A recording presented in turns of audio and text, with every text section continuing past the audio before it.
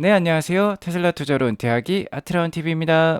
추석 연휴에도 아트라운 TV는 지속이 됩니다. 오늘 주제는요. 테슬라 AS 예약 취소하면 고객들에게 $100나 청구라는 주제로 말씀을 드리겠고요. 미 증시 이틀 연속 상승을 보여주었습니다. 공격 긴축에 대한 내성이 생긴 걸까요? 오늘 3대 지수 현황부터 살펴보고 가도록 하죠. 3대 지수 보시면 계속해서 롤러코스터 장세를 보였다는 건 하락과 상승을 반복한 하루였다라고 볼 수 있겠는데 끝내 0.6% 이상 상승하는 좋은 상승을 보여주었던 하루라고 볼 수 있겠습니다. 장 시작 전에요. 이미 유럽에 공격적인 긴축 소식이 있었어요. 유럽에서도 자이언트 스텝의 금리 인상이 있었습니다. 자, 이에 따라서 하락의 기운이 컸을 수도 있는데 최근에 유럽의 물가 수준을 보면은 충분히 자이언트 스텝에 해당하는 금리 인상이 기대되어지는 상황이라고 볼 수 있겠죠. 그렇기 때문에 오늘 시장에 그렇게 큰 충격은 주지 못한 것으로 생각이 됩니다. 자, 오랜만에 나온 이틀 연속 상승이라고 볼 수 있겠고요. 다만 그 상승폭은 크지 않기 때문에 다음 주 CPI 지수 발표가 13일에 있는데 이것을 기다리는 대기 모드에 들어갔다라고도 볼 수 있겠습니다. 자, 다음 주 발표될 CPI 지수는요. 9월 21일에 있을 금리 결정에 가장 큰 영향을 미칠 요인이라고 볼 수 있겠어요. 최근에 유가 하락이나 렌트비라든지 미국의 중고차 가격이 떨어지면서 충분히 9월에 발표될 8월 CPI 지수는 좀 낮을 것으로 예상하는데요. 다만 이미 시장은 이번 달 금리 결정이 자이언트 스텝 즉 75bp 가 될 거라고 여겨지고 있습니다. 상당히 굳어지는 분위기라고 할 수 있겠고요. 오늘 시장은 전반적으로 개별 종목 장세였다라고 볼 수 있을 것 같습니다. 빅테크도 다 다른 모습을 보여주었어요. 구글이 떨어지면 메타는 오르고 애플이 떨어졌는데 테슬라는 좀 상대적으로 크게 오르고 그런 모습 보여주었고 최근 가장 많이 떨어졌던 영역은 역시 반도체 영역이라고 할 수 있는데 반도체 영역은 오늘 전반적으로 좀 좋은 반등을 보여주었습니다. 오늘 헬스케어 주식도 좋았고요. 은행 주식들도 좋은 모습 보여주었습니다. 오늘 가장 큰 이슈는 역시 유럽의 기준금리 인상이라고 볼 수 있겠는데요. 7월 달에 기준금리를 11년 만에 0.5% 그러니까 빅스텝에 해당하는 금리 인상을 하면서 긴축을 시작한 유럽이라고 볼 수 있겠는데 자, 이번 9월 8일에 새로운 금리 인상 발표가 예상이 되고 있었는데 75bp 인상이 될 거라고 많이들 여기고 있었어요. 자, 실제로 나온 결과는 역시 75bp 그러니까 자이언트 스텝에 해당하는 금리 인상이었고 자, 이는 2002년 이후 첫 자이언트 스텝이라고 합니다. 그러니까 20년 만에 나온 자이언트 스텝에 해당하는 금리 인상이니까 시장에 충분히 충격을 크게 줄 법도 한데 유럽 증시라든지 미국 증시에는 그렇게 크나큰 영향은 없었어요. 왜냐하면 유로존의 경우 8월 소비자 물가 지수 그러니까 CPI가 전년 대비 9.1%로 역대 최고를 기록하면서 어느 정도 자이언트 스텝에 해당하는 금리 인상이 예상이 되어지는 그런 상황이었습니다. 그러니까 예상대로 나왔다라는 시장의 반응이라고 할 수 있겠죠. 유럽 중앙은행 ECB는 어쨌든 강력한 긴축을 이제 시작했다라고 볼 수 있을 것 같고요. 올해 물가 상승률 전망치는 8.1%, 내년은 5.5%로 예상을 하면서 계속해서 높은 물가 수준을 보일 것으로 예상을 하고 있습니다. 특히 유럽의 경우는 가장 문제되는 게 역시 에너지라고 볼 수 있겠는데요. 러시아의 가스를 상당 부분 의존을 하고 있는데 라가르드 ECB 총재의 경우는 러시아가 유로존의 가스 공급을 완전히 중단할 경우 내년에는 마이너스 성장으로 경기 침체에 빠질 수 있다며 우려감을 표시하고 있습니다. 따라서 차기 몇 차례 통화정책회의에서 금리를 더 인상해야 할 것으로 본다. 미국 기준금리는 지금 2.5%대까지 올라와 있는데 유로존 중앙은행 기준금리는 1.25%니까 당연히 미국 따라서 계속 올릴 가능성이 높아 보입니다. 아무튼 유럽이 이렇게 공격적인 긴축을 하였음에도 불구하고 나스닥 차트를 보면 모처럼 이틀 연속 상승을 보여주었어요. 자, 나스닥은 이렇게 지금 양봉이 이틀 연속 출현해서 좋은 모습 보여주고 있고요. 11,861로 마감을 했습니다. 제가 11,400과 11,500선은 꼭 지켜줘야 된다 했는데 지금 잘 지키는 모습이 이틀 연속 나오고 있고요. 아직까지는 이동평균선이 역배열 상태라고 볼 수 있겠죠. 자, 201선, 121선, 51선이 다 역배열 상태로 있습니다. 자, 이런 이동평균선이 정배열 상태로 이제 골든 크로스가 이어지면은 전반적으로 대세 상승을 시작한다고 할 수 있는데 아직은 그 방향성에서 확답을 내릴 수 없는 상황이라고 볼 수 있겠죠. 그래서 아직까지는 하락에 더 중점을 두고 대비할 필요가 있겠다라고 말씀을 드릴 수 있을 것 같아요. 전반적으로 나스닥의 주가는 싼 편이지만 그래도 이것보다 더 싼 가격이라고 할 수 있겠는 11,000선까지는 그래도 염두를 해두고 투자를 하시면 좋을 것 같습니다. 주식 투자는 저축하듯이 팔지 않고요. 가장 좋은 주식을 오랫동안 모아가면 가장 좋고 쉬운 투자법이라고 저는 생각을 합니다. 가장 큰 수익률을 낼 수 있는 방법이다. 그러니까 오히려 하락을 염두에 두고 보수적인 투자를 이어갈 필요가 있겠다라고 말씀을 드리겠고요. 최근에 유가 하락과 여러 가지 물가 지표들이 하락을 보여주고 있는 가운데 다음 주 화요일에 미국 CPI 지수 8월달 지수가 발표가 될 예정에 있죠. 21일 FOMC 회의 이전에 가장 큰 이벤트라고 볼 수 있겠는데요. 아무래도 전월 대비는 더 낮은 8% 초반이 나올 가능성도 높아 보입니다. 이미 물가는 좀 피크를 치는 듯한 모습인데요. 다만 연준의 금리 인상 수준은 9월까지는 계속해서 공격적인 모습을 보일 가능성이 높아 보입니다. 어제까지만 해도 자이언트 스텝에 해당하는 0.75% 금리 인상 확률이 77%였는데요. 이게 지금 86%까지 올랐어요. 그러니까 9월 21일에 있을 9월 FOMC 회의에는 아마 자이언트 스텝에 해당하는 금리 인상 확률이 가장 높아 보입니다. 갈수록 높아지고 있어요.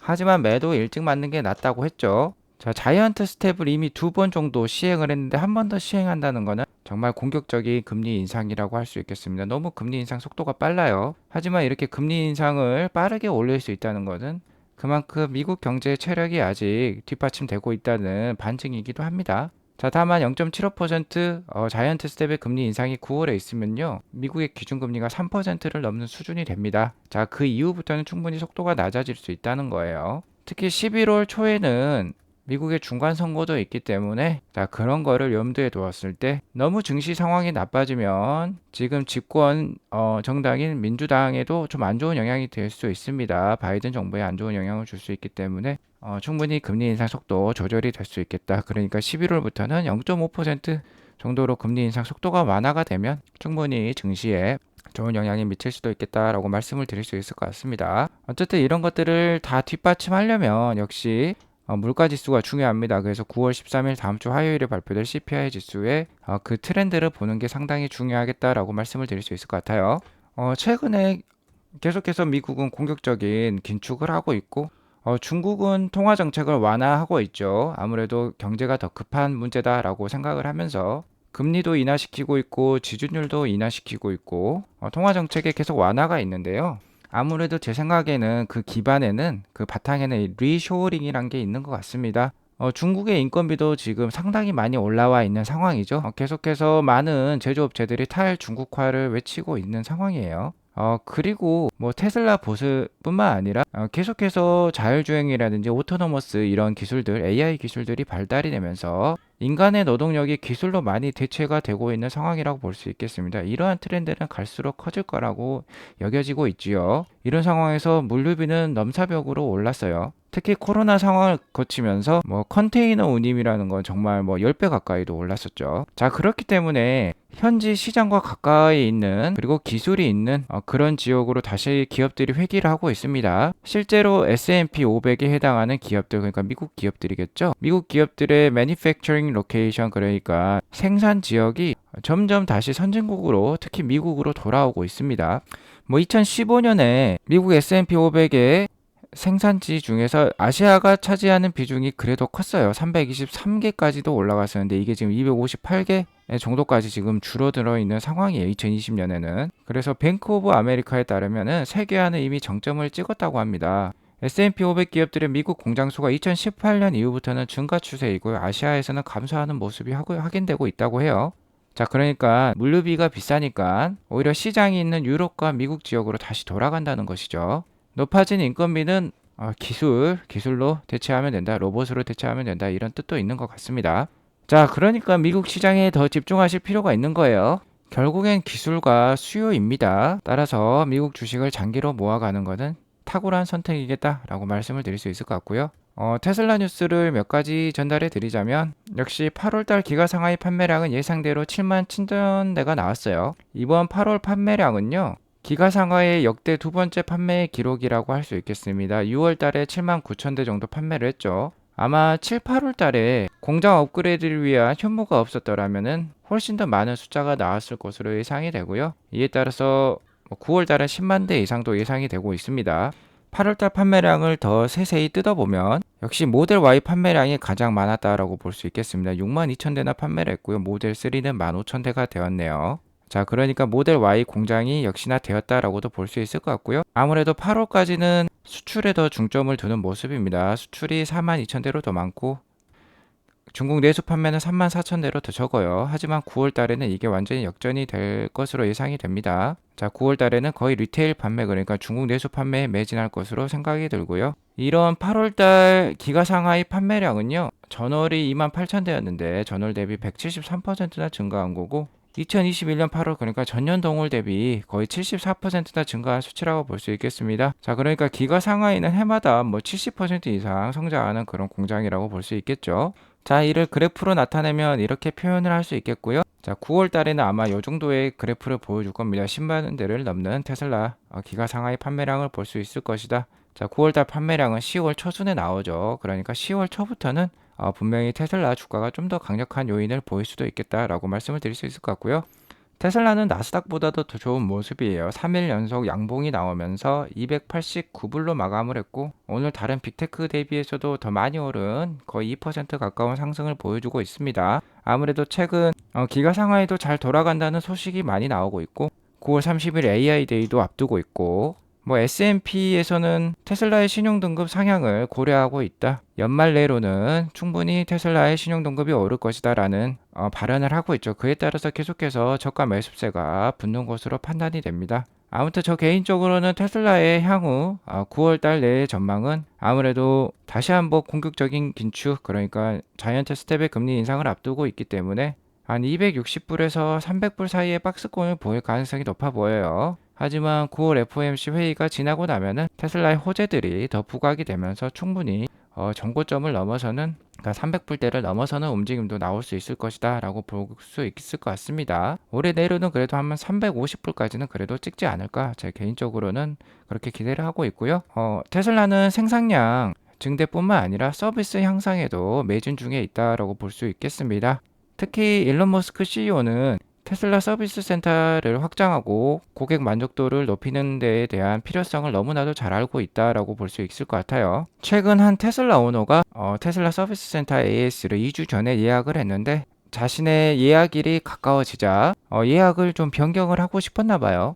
테슬라는 실제 예약 당일, 그러니까 서비스가 실제 시행되는 당일에 24시간 이내에 예약을 취소하거나 변경을 하게 되면 $100에 대한 차지를 고객들에게 요청을 한다고 합니다. 자, 그러니까 이 오너분께서는 상당히 당황을 해가지고 이거 서비스 개선이 필요한 거지 않겠느냐라고 얘기를 하고 있어요. 자, 이에 따라 일론 머스크는 이것들은 다른 고객들을 위해서도 필요한 조치였다라고 또 얘기를 하고 있지만, 만약에 테슬라가 그 AS 센터의 사정으로 인해서 그 예약 약속을 지키지 못하면요, 테슬라 역시 고객에게 $100를 지불해야 된다는 식으로 고객을 또 달래주고 있습니다.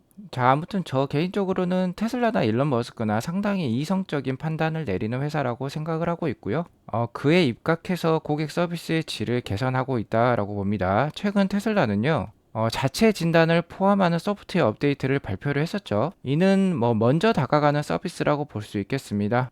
테슬라 차량 자체적으로 컴퓨팅 파워, AI 능력이 워낙 좋기 때문에 자체적으로 차량 진단을 할 수가 있고요. 뭔가 문제가 생기면 먼저 고객에게 알려주고 진단이 필요하다라고 알림을 보여주고 있죠. 자, 그리고 필수적인 서비스라면 직접 가까운 고객 센터에 예약도 잡아주는 게 테슬라의 똑똑한 기능이라고 볼 수 있겠습니다. 어쨌든 일론 머스크는요, 서비스 요청 당일 최대한 작업이 끝날 수 있도록 계속해서 서비스 질을 개선할 거라고, 서비스 능력을 확정할 거라고 얘기를 하고 있습니다. 자, 이렇게 트윗으로 얘기를 하고 있죠. 자, 일론 머스크는 나는 많은 시간을 서비스 질 개선을 위해서 개인적으로 할애를 하고 있고, 자, 이러한 나의 노력이 고객들로 하여금 좀 느껴졌으면 좋겠다라고 말을 또 하고 있습니다.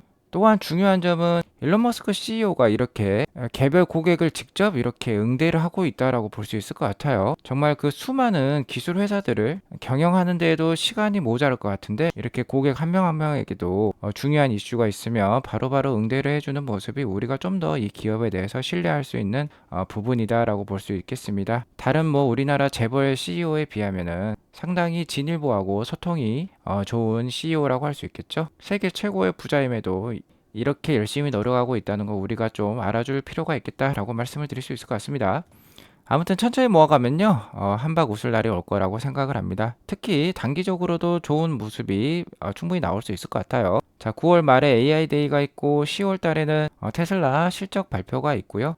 또한 뭐 게리 블랙에 따르면 10월 달에 S&P에 따른 신용 등급 상향이 있을 것이다. 그러니까 투자 적격 등급으로 올라가면서 기관 매수세가 많이 붙을 것이다라고도 판단을 하고 있습니다. 어쨌든 S&P 신용도 업그레이드는 올해 연내로 충분히 가능한 일이다라고 볼 수 있을 것 같습니다. 그래서 올해 연말에 계속해서 테슬라의 호재는 강력하니까 주가도 좋은 모습이 나올 거라고 저는 생각을 하고 있습니다. 자, 단기도 좋고요. 현재 장기도 좋습니다. 무던히 모아가시면 좋을 것 같아요. 오늘 이렇게 방송을 마치겠고요. 방송이 좋으셨으면 구독과 좋아요, 알람 설정 꼭 눌러주시기 바라겠습니다. 행복한 추석 연휴 보내시기 바랍니다. 감사합니다.